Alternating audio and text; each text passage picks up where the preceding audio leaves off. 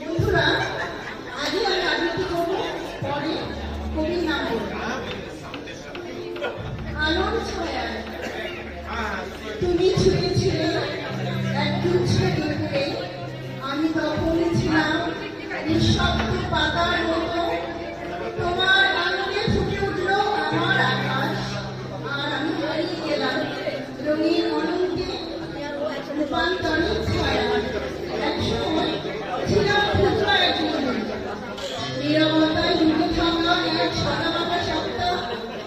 তুমি এলে, ছিদ্র করলে কল্পনার খাঁচা, আমি ধরে উঠলাম এক বিস্তীর্ণ ব্যথা।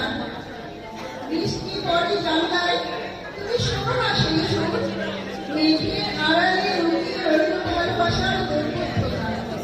এক ফোঁটা জলে ভিজে যায় শত অহংকার, তবু তুমি বলো ভালোবাসি কথাই, কিন্তু আমার ছিল প্রার্থনা।